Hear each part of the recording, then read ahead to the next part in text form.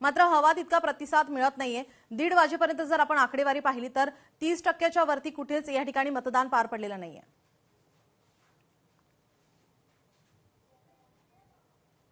खरं तर 1:30 वाजेपर्यंतची जी आकडेवारी आलेली आहे त्याच्यामध्ये 23% मतदान झालेलं आहे। आता दुपारनंतर अनेक मतदान केंद्रांवर आपल्याला गर्दी पाहायला मिळेल आणि त्यामुळे हा मतदानाचा आकडा कितीपर्यंत जातो हे पाहणं महत्वाचं असेल। पण सकाळपासून सुरू झालेला मतदानाचा टक्का हा काहीसा कमी होता। अल्प प्रतिसाद पुण्यातल्या काही मतदान केंद्रांवर पाहायला मिळालेला आहे। सकाळपासून मतदान सुरू झाल्यानंतर अनेक ठिकाणी ईव्हीएम मध्ये तांत्रिक बिघाड झाल्याच्या गोष्टी सुद्धा आढळून आलेल्या आहेत। अनेक प्रभागांमध्ये ही परिस्थिती निर्माण झालेली होती आणि त्यामुळे मतदान करण्यास देखील विलंब झालेला होता। अनेक ठिकाणी बोगस मतदान सुद्धा झालेलं आहे। प्रभाग क्रमांक 41 मध्ये बोगस मतदार आले असल्याचा दावा प्रमोद नाना भानगिरे जे एकनाथ शिंदेच्या शिवसेनेचे शहराध्यक्ष आहेत आणि प्रभाग क्रमांक 41 चे उमेदवार आहेत त्यांनी केलेला आहे। त्यांनी हे बोगस मतदार पकडलेले सुद्धा आहेत आणि आता त्यांना पोलिसांच्या ताब्यात सुद्धा दिलेलं आहे।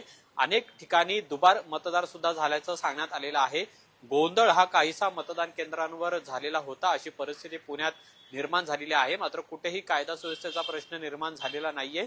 वेळीच पोलिसांनी हस्तक्षेप केल्यामुळे तिथलं जे वातावरण आहे ते शांततेत आता तरी आहे। मात्र काही ठिकाणी अजूनही गोंधळ पाहायला मिळते। ईव्हीएम मशीन मध्ये तांत्रिक बिघाड होताना पाहायला मिळतात। कुठे स्लिप मिळत नाहीये अशा पद्धतीचं घटना या सकाळपासून वेगवेगळ्या ठिकाणी मतदान केंद्रांवर झालेल्या आहेत। पण आता 1:30 वाजेपर्यंतची जी आकडेवारी आलेली आहे त्यानुसार 23% मतदान हे झालेलं आहे। आता हा आकडा कुठपर्यंत जातो, संध्याकाळी 5:30 वाजेपर्यंत मतदानाचा अवधी आहे आणि त्यामुळे पुणेकरांनी जास्तीत जास्त मतदान करावं असं आवाहन लोकशाही मराठी सुद्धा करते। पुण्यामध्ये एकूण जवळपास 35 लाख मतदार आहेत आणि त्यामुळे मोठ्या संख्येने पुणेकरांनी बाहेर पडून मतदान करावं अशा पद्धतीचं आवाहन सुद्धा प्रशासनाकडून करण्यात येत आहे। पण सकाळपासून जे पुणे शहरामध्ये जवळपास 4011 मतदान केंद्रांवर मतदान सुरू झालेलं आहे तर काही ठिकाणी हा गोंधळाची परिस्थिती आहे ती सुद्धा निर्माण झालेली आहे आणि त्यामुळे मतदारांना ताटकळत उभं राहावं लागत आहे। अनेक मतदान केंद्रांवर अस्वच्छता आहे